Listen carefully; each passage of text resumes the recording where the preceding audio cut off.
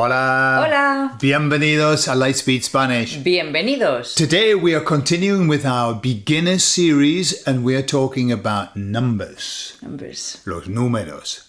Pues hablamos de todo en la segunda parte.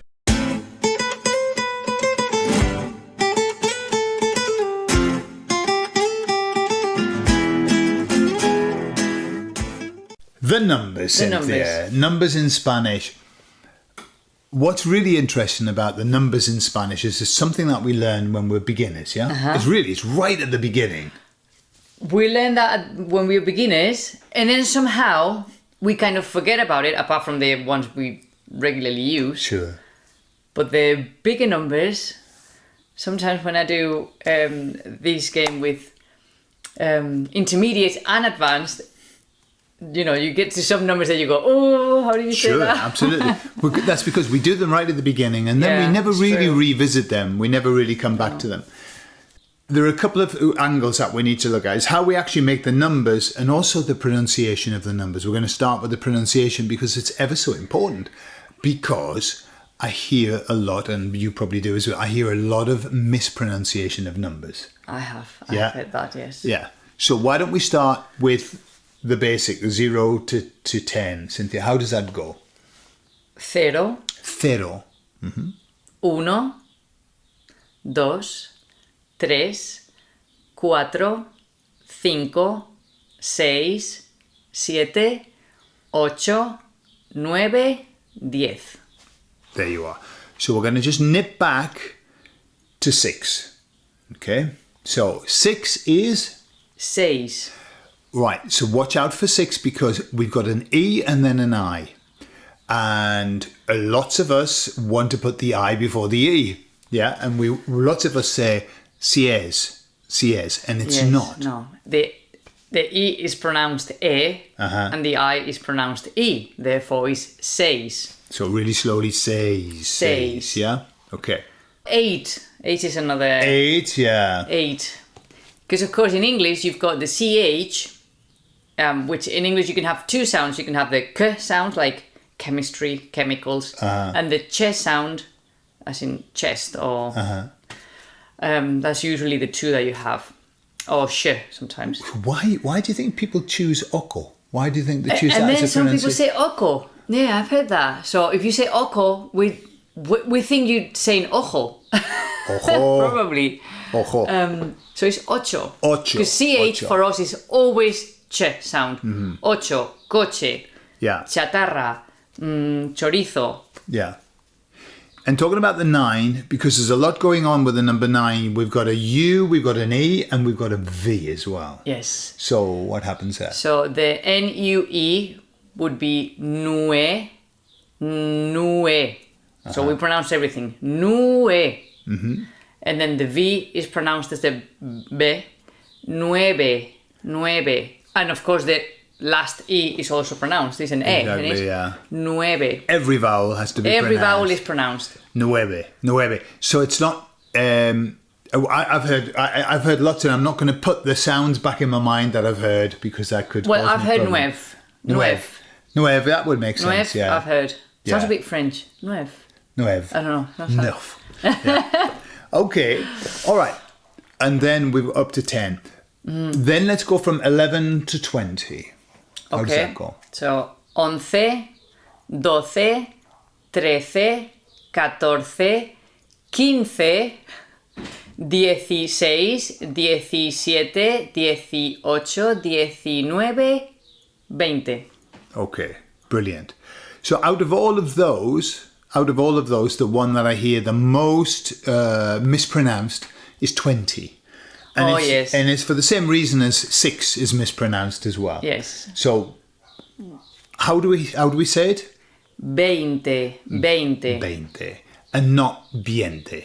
Okay? Yeah, you hear it's like the other way. Just because we flip it round, we're not accustomed to that sound. The good thing about Spanish is if you really pause it, I know you have to change the way your brain wants to say things because it's engraved in your brain that 2 vowels and then you want to say the English way. But in Spanish, if you really pause and you say, right, that's an E sound, that's an E sound. Mm-hmm. Vein. So it's just, you can literally, you can do it in syllables. Yeah. Okay? Yeah. Veinte. Yeah, and remember that the V is a B sound, so you're not saying veinte, you're saying veinte. Yeah, veinte. Okay. But then we've got, for example, if we look at the 16, 17, you've got one word that has a little I in, yeah? Which is the and sound. For example, 16, so you've got 10 and 6, but it's all one word, yeah? Yes, instead of saying 16, so it should be 10 and then the Y and then 6. We kind of put it all together, and the Y, the E, becomes an Latin I instead of the Greek. Yeah. So it's 10 and 6, all one word. And you'll also see that with the 20s. Exactly. Instead of having 20 and something, it's like 20 and something, all in one word. I don't know why, but from 16 to 29, it's all one word. Sure. 21, 22, 22. Yeah. Sure. However, when we get to, now this is like a little tip just to keep in mind. We do have numbers that are separated with an E, with an and. And that range goes from 31 all the way up to 99. Yes. That's when we have the E. Beyond that, there's no E. There's no Y. It's all numbers that either don't have anything or have that co-joined I, yeah? Before we get up there, will you run through the tens, 10, 20, 30, 40, the pronunciation? Up to 100. Up to 100, yeah. Okay, so 10, 20, 30, 40, 50, 60, 70, 80, 90, 100. So they're fairly easy, aren't they? They're fairly nice and straightforward. Let's just do a comparison of 21 and 31. Yeah, basically when you say it, there's no difference. No difference, It's in the way of writing. Yeah, so if you look how it's written, so 21 is one word and the little E, the Latin E, is taking that job of the and.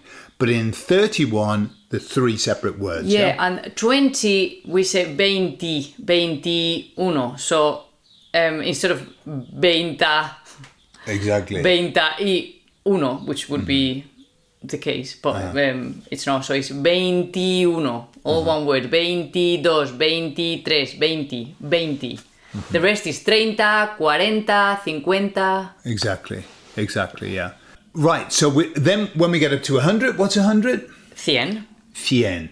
But what's 101? 101. 101. Yes. So as soon as 100 starts adding other numbers on, it changes from 100 to 100. Eso es. Yeah. And then what about going from 100, 200, 300? How does that go? Okay, so 100, and now 200, 300, 200, 300, 400, 500, 600, 700, 800, 900, 1000. So there are three that don't follow the normal pattern. The ones that usually students are a bit unsure about are 500, which is 500. 500, yeah. Which they want to say 500. It's 500. Absolutely. 700, 7. So it's not siete, it's sete. 700. The I drops out. And 900, which is not 900, it's 900. Nove. Nove. Yes. No. That's Nobby from over on shore. It sounded like something else. Okay. Now, the thing is, when you get to 200, 300, 400 and whatever, then those numbers start working like adjectives and have to agree with the gender. So, for example, if you say 200 men. Yeah, but that also happens with number 1. Sure. You say una mujer. Yeah. Instead of, you wouldn't say uno mujer. Sure. Una mujer. So how would you say 200 men? 200 hombres. And 200 women? 200 mujeres. So it has to change. 300 hombres, 300 mujeres. 400 hombres, 400 mujeres. Yeah. But we don't say it with ciento. No, it's only from 200 onwards, yeah? When we get to 1,000, which is? 1,000, mil. Mil. But that doesn't take on, 2,000 doesn't take on gender of anything, does it? 2,000. So, 2,000 hombres, 2,000 mujeres, yeah? Yes. And if you want to say thousands? Miles. Miles, you make it plural, yeah? Okay. And millions would be millones. Millones. So 1 million, un millón, millions, millones. So you make it plural like you do in English. Okay. So let's just although we're not, it's not really let's not get important to get to. But you've got a billion, billón, a trillion, trillón.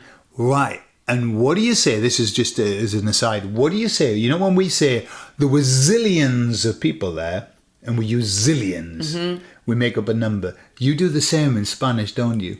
Okay, well, in Spain we say tropecientas veces. Tropecientas veces. Or, well, you could also say millones de veces. Or miles de veces. But it's very common to say tropecientas veces. Tropecientas. That's making up a number that doesn't exist, like zillion, yeah? Okay. And there was another word that you... If you say, for example, in English, this is the umpteenth time I've told you this, yeah. Then we would use the word enésima. Enésima. Por enésima vez, quiero que termines de hacer ese trabajo. No sé. Okay, so let's finish with a little test. I know you've just seen the numbers for the first time, perhaps, so it might be a bit tough, but let's see how you do. So we're going to give you a number, and then you've got to tell us what the number is in Spanish, yeah? Okay. If you want to write it down, you can write it down, but if you just speak it, that's even better. So, number 1. Give us a number, Cynthia. In Spanish or in English? English. They've got to translate it to Spanish. 341. I'm starting like... Yeah, big guns. Getting the big guns out. 341. Okay. So that one's going to be? 341. Okay. What about this one? 68. 68. Remember, we're in the range of the Y. So that's going to be 68. 68. Otro. 95. 95. Okay. Come on, give him a... And what about this one? A tougher one. 999. Okay.